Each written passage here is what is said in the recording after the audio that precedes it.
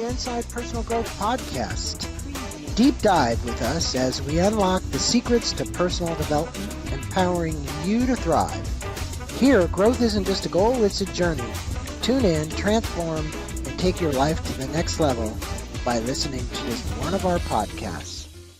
Welcome back to Inside Personal Growth. This is Greg Voisen, the host of Inside Personal Growth. All my listeners, Cynthia, know me. They don't know you. Cynthia is joining us from, you're in Oakland or Berkeley or? Berkeley, California. Berkeley. So for all of you who are in the Bay Area listening to this podcast, and for all of those around the world that are listening to this podcast, we are going to be speaking about her new book, which came out in March, Dancing on Coals, a memoir of an overperformer. And the website for her that all of you are going to want to go to is Cynthia, and the last name is Moore, Wrights, WRITES.com, CynthiaMooreWrights.com. That's where you can reach her and learn more about this book and also learn more about what she's doing. So, thanks for being on. You know, you're really quite a fascinating woman, and your life story reads as very captivating kind of novel. You also were an award-winning playwright, performer, mental health counselor, author, whose journey spans kind of this creative stage in the Bay Area, and trying to go what I call the scenes in the healing rooms from clinical psychology. For over 20 years, you've written and directed in the Bay Area, including work with the renowned Blake Street Hawkeyes performance group, where she had the privilege of working alongside a young Whoopi Goldberg. But Cynthia's story is one of remarkable transformation. She left the theater world behind to earn a master's degree in clinical psychology and has spent 23 years as a mental health counselor specializing in the profound connection between spirituality and trauma. This book, Dancing on Coals, a memoir of an overperformer, as I said, it released in March. It's kind of an extraordinary journey from abandonment to authenticity. It's a story of a woman's mid-cap race to find fame and enlightenment, whichever came first, starting with being sent to a Swiss finishing school by her narcissistic mother and leapfrogging through these kind of communing, this high-octane performance group. Cynthia, again, welcome to the show.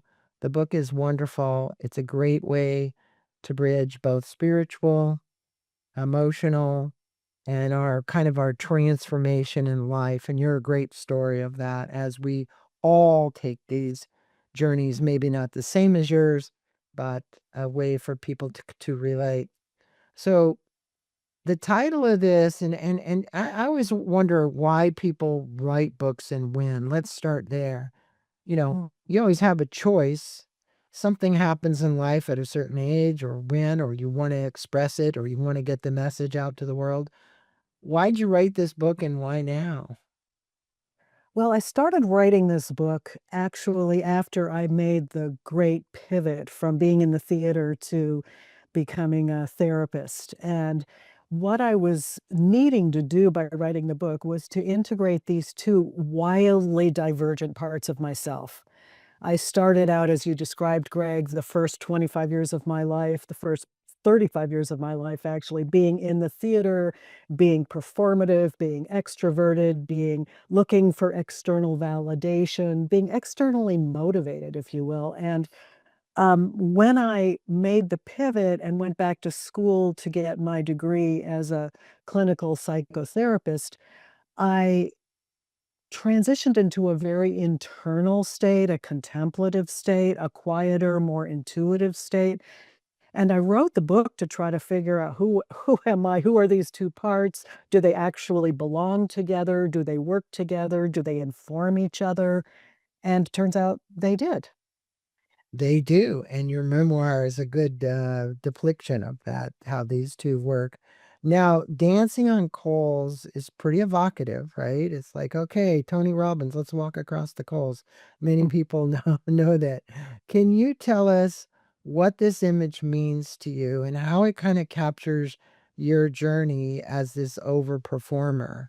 Because I think if people are in a personal growth thing and they say, hey, mind over matter, I can actually walk across these coals. Like that's what Tony always says.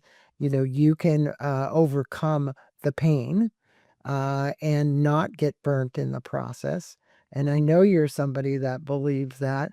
So, how does this capture your journey kind of as an overperformer? Mm. Well, dancing on coals actually for me came from a Buddhist uh, poet. Anne Waldman is a Buddhist poet, and she has a poem called Sleeping with the Hungry Ghost.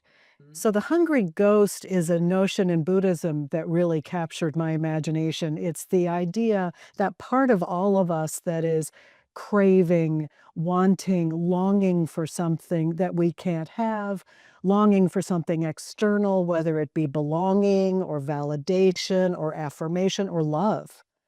And it's such a potent image, this hungry ghost. It's hungry and it can't be fed. That's the one of the key elements in Buddhism. And so the Anne Waldman poem is sexy ghost, a performer, a demon, a gadfly, to never have enough, be enough, get enough, dancing on coals. Mm. And so So I it's took about it directly. the enoughness. I mean, I think we live in a world of overperformers. Um, you see people excel. I always wonder what they sacrifice in the process. Family, divorces, kids that are challenges, all these kind of things, because they wanted to excel at a career. They wanted to have more money. They wanted to have a bigger house. They wanted to have whatever it was. So these external things were hugely attractive. Mm, But the internal experience was literally missing because of that. So when you were sent to this finishing school in Switzerland at age 11, how did this experience of being finished um, shape your understand of what it meant to be a woman and an artist. mm. Because I can imagine in Switzerland, very strict. They probably wore uniforms. Tell me a little bit about it. Well, finished. Do I look finished? I don't know. Does anyone look finished? I don't feel particularly finished, but it's a crazy notion, isn't it, that you're gonna finish someone like polishing them or sanding them or Yeah. I would say, it was more of an experience of abandonment. I was very young, and I was actually 4 years younger than the youngest girl at the Mm. school, so I was really, out of my element, and my sense of it was, "What have I done wrong to have been sent away, by my parents at this point?" And so I was longing to find anything that I could do or become to make myself more acceptable so they would take me home again. All I wanted was to be taken home again.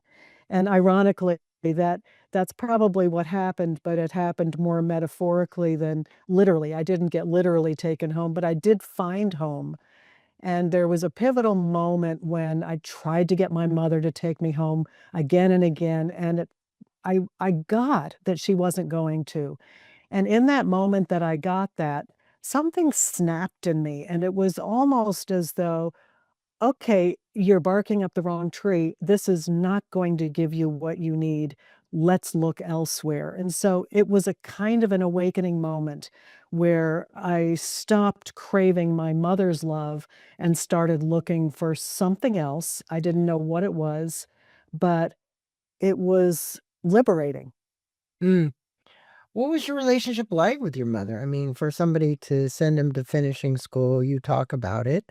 I think the listeners would probably like to know that because it's not that people don't send their children away to school, but you had an interesting relationship with her.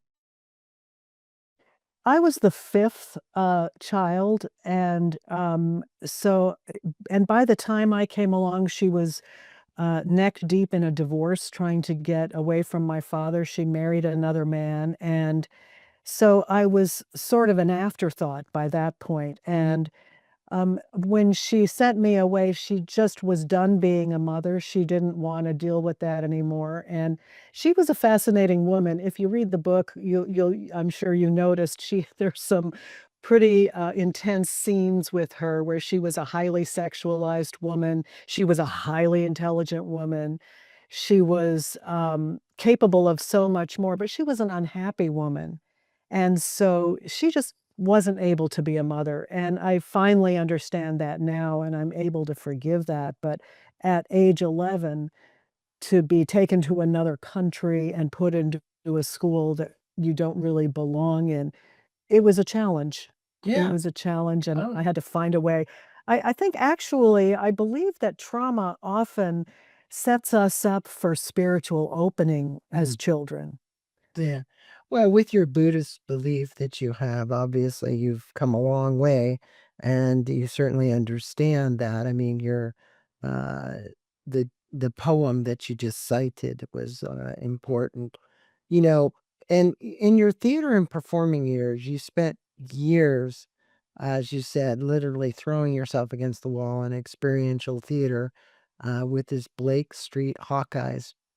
What was it like being, quote, one of the guys in that intensely physical, male dominated world? Because that's another experience that uh, defined you.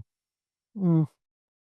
I think a lot of women have experienced this and will recognize this. The the way in our lives where we feel dissatisfied by the feminine or abandoned by the mother or not supported by the feminine principle in our lives, and so we go to the masculine, we go to find belonging, and it looks like power looks like it's masculine, especially in my generation. We're talking about the '60s and the '70s, Mhm. the '80s, and a lot of women went into the corporate world or went into careers that were male dominated. And in order to do that, we had to fit in. It wasn't a question of being welcomed for our own skills and capacities. It was more of a question of, can you do what we do? Are you up to, can you keep up? Can you compete? And I was all for it because for me, that gave me a sense of validation that I could compete, that I could keep up.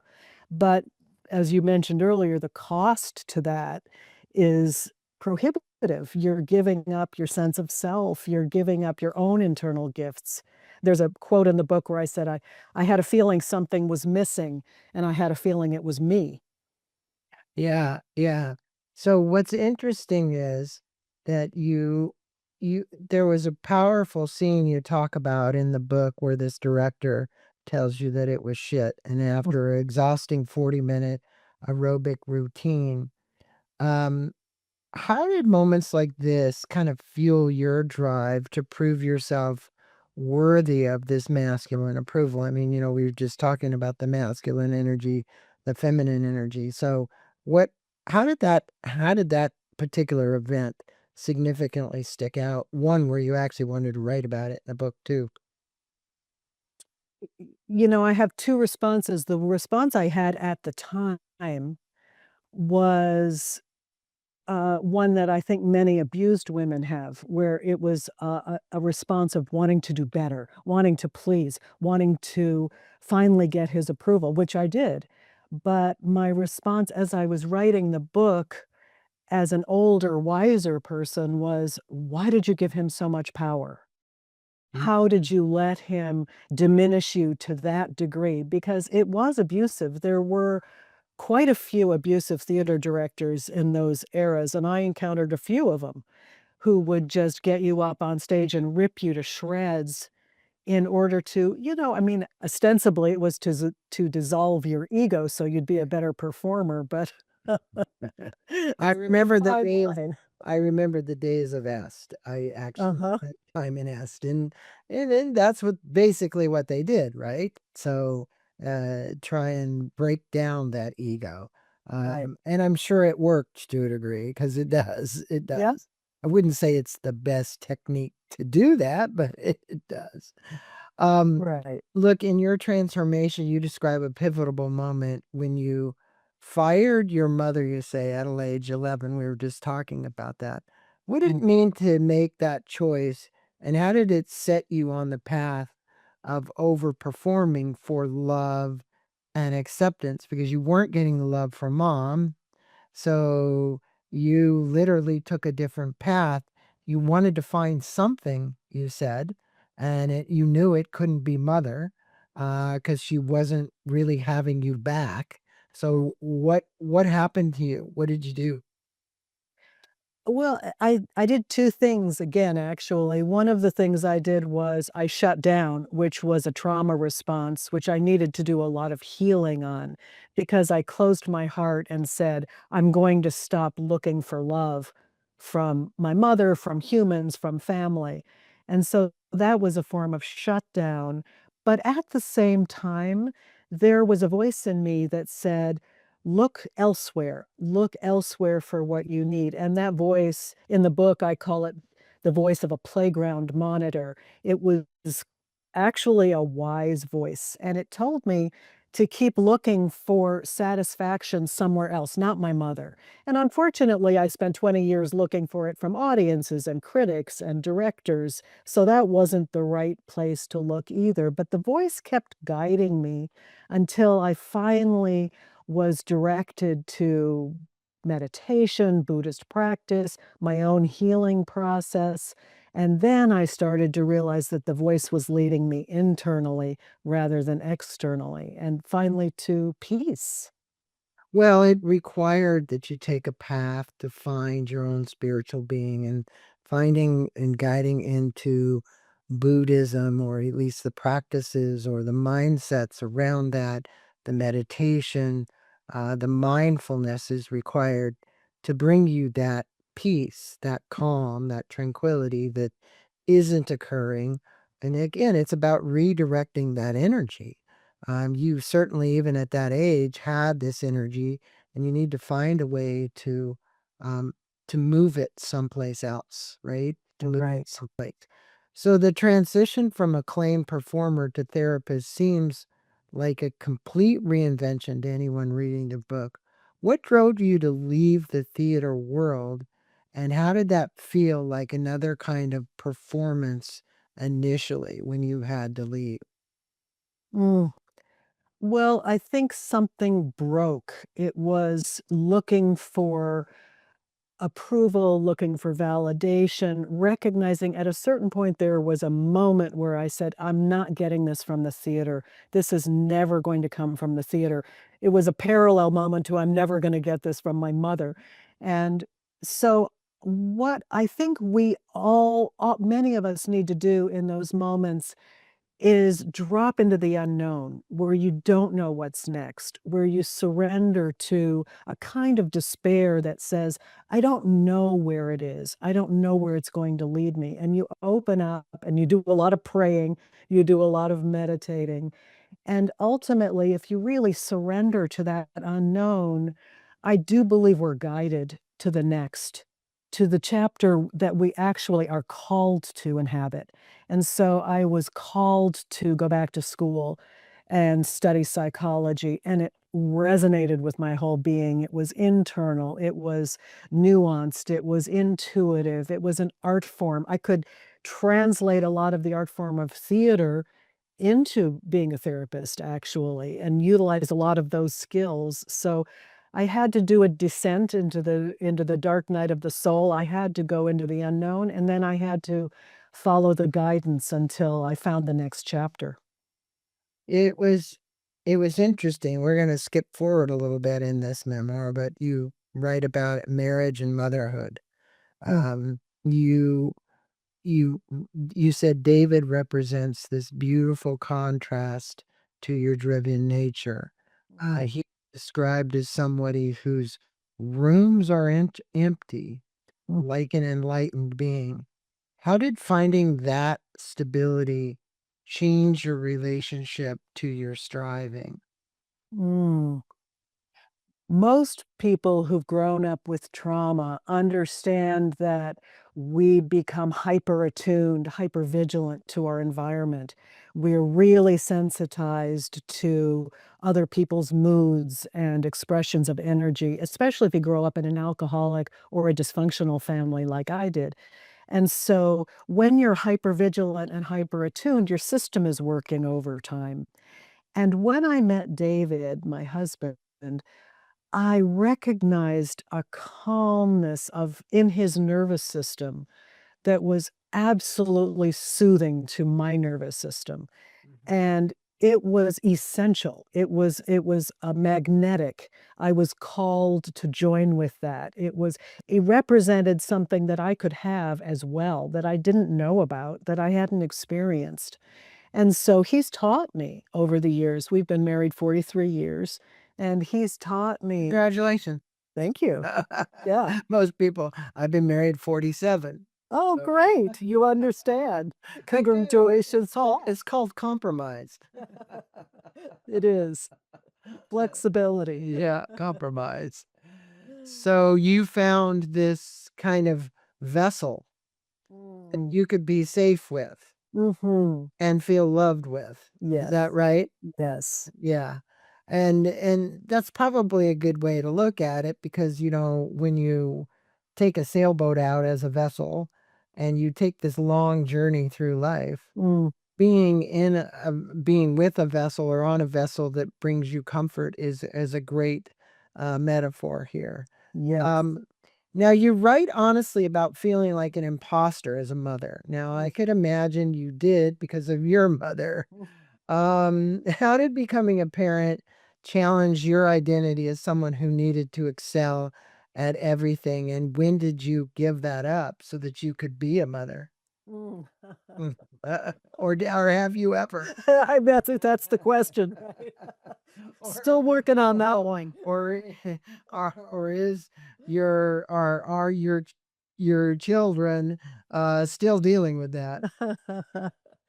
I think we all laugh about it now, and I have great kids. But it's true, when you don't have a role model and you don't have someone that tells you, you leave home at 11, think of all the information you're not getting. You're not being taught how to cook. You're not being taught how to care for your clothing or do your laundry. You're not being taught how to raise a child. You're not being taught how to give emotional support. You're not being taught how to be a wise adult when you're needed. And all of those things were blank spaces for me. I had to make it up as I was going along. I didn't know how to make cookies. Every time my daughter and I tried to make cookies, we burned them, which is a metaphor for my experience as a mother. I bet you're good at making cookies now, though. No, still not. No, still not. Okay. Well, I guess turn the oven down. I just gave up on cooking. Well, that's good. You always have Uber Eats. You can always call them.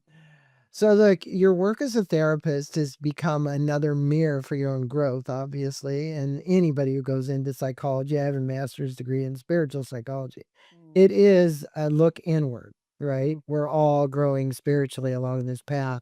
Um, in our class, we used to say, "Are you on the goal line or the learning line?" Well, you're certainly somebody who's on the learning line. mm, So, can you talk about how your clients have become teachers mm. on the learning line, showing you the work you needed to do on yourself? Mm. Carl Jung gave me that piece of information. He wrote somewhere, I don't remember where, but he said if your patients, he would call them, your analysans, he would call them, are not reflecting the work that you need to do, then you're not engaging properly. Mhm. And so that has been a North Star for me my whole career as a psychotherapist, which is that what are my there's a Freudian slip. There you go. Whoa, What are my patients teaching me? what are my clients teaching me? What are they reflecting that I need to work on? Uh-huh. And it's so powerful when you look at their issues as a mirror So someone walks in and they have, insecurity as a parent or as a mother, and you go, okay, boom, that's exactly what I need to work on. And you're working right along with them. And so you're learning together. It's not a matter of top down, I know more than you do. I have the answers. It's like we're in a crucible finding the answers together. Right. And you both grow and you both change. And it keeps it so interesting. Kind of like a symbiotic relationship, right? It So, is. Alchemical. yeah, chemical. A chemical is a good way to put it. The fire for both of you comes together to create a larger flame. Exactly. And you don't get burnt in the process. You get Um, transformed. that's right. That's Mhm. right.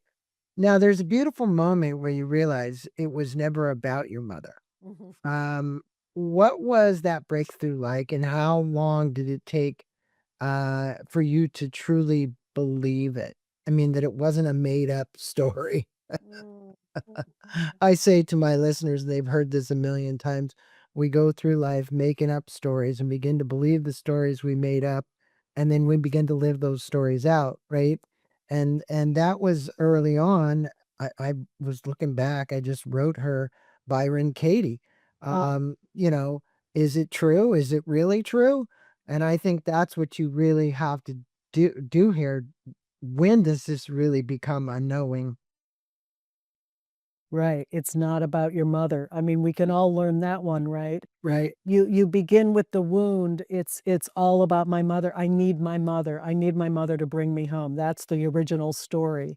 And then it becomes, oh, I need the critics, or I need the acclaim, or I need the fame, or I need enlightenment, or I need to be a good Buddhist. And you keep translating that story into more evolved versions of the same story, right? And then at a certain point, um, what happened for me was it's not about any of that external. It's about this longing within me, this hungry ghost within me that is never satisfied. And can I simply be with that longing? Can I simply experience that, the heart of longing, without needing to cram something into the space or fill the hunger or feed the ghost? And once you can be with that longing without trying to change or fix it, be with what is, that's the moment where it all falls away. That is a place where I think a lot of well, many people don't ever long for because they know they don't ever make the transformation to that space. Mm. But you wrote about a scene in the Italian church where the saints tell you there is no point. I mean, this is where you arrive, right? Is profound. How'd that moment of surrender, the search for meaning, paradoxically give you life meaning? Mm, You just basically said it a second ago. mm, Um, but I think it doesn't matter if it's from Catholicism or Judaism or Buddhism or Muslim. You know, when you look at the teachings of all of these spiritual, um, I'm going to just call them foundations because my my theory is that um, that that in our world religion has done more to divide than unite. mm, Spirituality has done more to unite than divide, mhm, because that's our own single path. That's mhm. not somebody forcing something down our throat that we have to believe a certain way. So tell us about this when you kind of gave it up. Well, you're what you just said actually fits into it beautifully because religion says God is out there, right? The answer is out there. The answer is in the church or on the altar or in the priest or will come to you through prayer. And spirituality says it's in us. And Right. so what that moment was, I was in an Italian church and I was succumbing to a moment of despair. And I had, as I said earlier, gone through all these permutations of what the answer was, not my mother, not acclaim or fame. And then finally, it was just this hopelessness of I had become a writer and I had written several books and I was not getting any bites on these. And it was this moment of despair. What's the point of writing books? What's the point of doing all this work? What's the point of being an artist if you're not getting received, if you're not getting published, what is the meaning?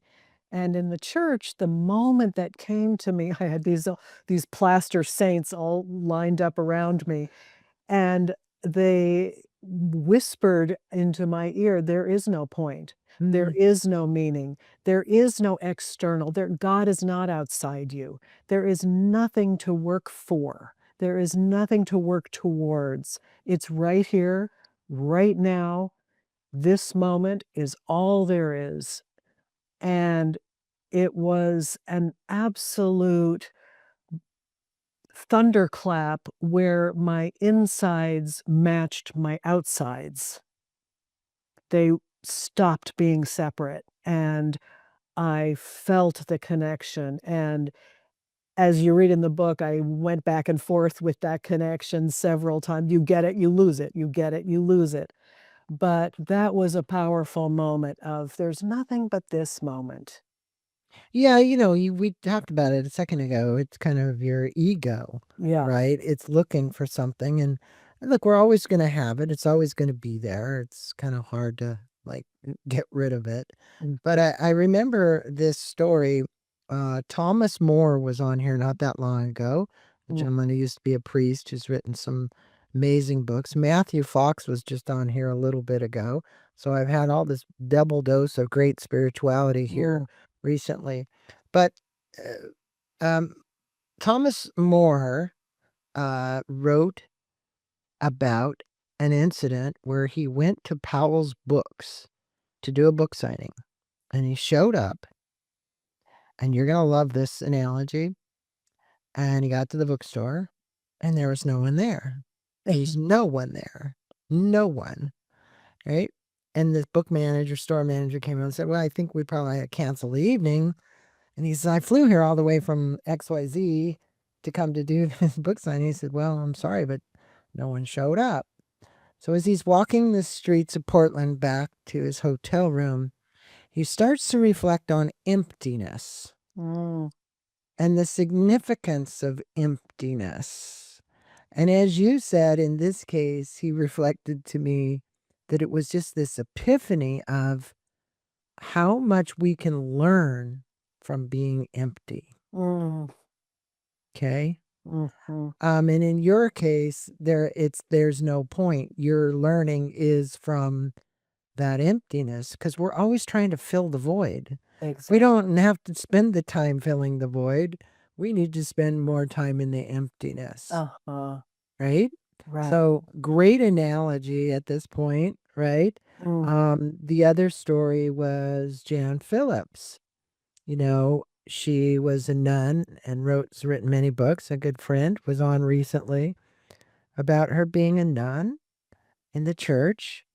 And she was gay and she wasn't having an affair with another nun, so they kicked her out. mm, And they kicked her out from being a nun in the church, and this was devastating. But she came to this realization that God isn't somewhere else, it's here, it's with mm, me, right? So, this major awakening out of Catholicism into alternative forms of spirituality and now teaching it is amazing. And one of her stories, Cynthia, was she went into a class and all these young girls, 18-year-old, are getting ready to become nuns and they're studying. And the one priest says, "Well, you guys see all those books up there? All those books on those shelves?" Yes. And they've been so conditioned to want to read those books, right? Because that's where they were going to get their knowledge. mm, He said, "We're not going to open one of those books in this class, not any of those books in this class, because those books don't mean anything. What means something is what's right here." And that's what you're going to learn in this class. But all these young 18-year-old girls had been so conditioned, they were like, "Oh my God, what are we going to do? How, what, this is crazy. We're supposed to be able to have some book that we need to learn something from." And he says, "You're going to learn from one another." I thought that was a great story. It was a great story. Now, Beautiful. it is. Now, you describe moments of enlightenment that come and go, just like you said, on vision quests. Some of us have done, some of them had on meditation retreats, whatever it might be, on meditations, on the freedom. What have you learned about holding on to these glimpses of peace that you have, and what would you advise listeners that are still here with us, learning about, your memoir, your overperformer memoir? Mm, don't hold on. Don't try to hold on to the moments of peace because they come and they're beautiful and everything falls into place and then they go. And for some people they don't. Byron Katie or Eckhart Tolle have those moments of awakening and boom, they don't revert. But for most of us, they come and go, and they begin to gradually get more and more foundational, and so they become part of your life. But the holding on or the grasping or the trying to get back to those moments is just another thought pattern. So, be where you are, love where you are. If you're struggling, love the struggle. If you're enlightened, love the enlightenment. That's the advice that I have. Well, look, as we wrap up this interview, and you've kind of illuminated your journey here as this overperformer and how you were conditioned to be that overperforming and what you were looking for in your life, and then finding a person who was a vessel and someone that you could have children with, and then raising those children as the mother who was somewhat an overperformer, and you're not certain it's still there. If you look back and you speak to the 11-year-old girl dancing on the garage roof, dreaming of being this prima ballerina, what would you tell her about the journey ahead? I mean, obviously, you and I are close in age, so we have all these reflection cycles that occur now. And it's unfortunate. Sometimes I think there was that movie where the guy was born old and then reversed and became young. And I think that I wish that some of the things that I knew now I knew back then. Mm, mhm. I would say that to that girl, she was dancing on the garage roof and she was in joy. And I would say, that's your center. That is your center. That is your soul. This is your spirit. This is your essence. Don't get caught up in trying to get recognized for this or get applause for this or get seen for this, but feel it on the inside because this feeling on the inside that you have right now, this is the place it's going to take you 60 years to get back to. Well, the one thing that I would say about your spiritual journey as a result of all this has just been very, very enlightening people to read the book, to really take the journey with you through your memoir and the walking on coals. And again, for my listeners who are at this point, you're going to be able to buy the book through Amazon, which will have a link below in this. But go to Cynthia Moore, Moore, writes.com. There you can learn more about the book. You can see some of the reviews. You can look at some of the articles and conversations that Cynthia has had. You can learn more about her other book called Spencer's Pond, which was a novel that was a release prior to this book. But it's been an honor having you on the show, spending some time with our guest, sharing your story and sharing the lessons, more importantly, that you learned that are relatable to almost anybody out there. Mm. Namaste to you. Thank you so much for being here with me today.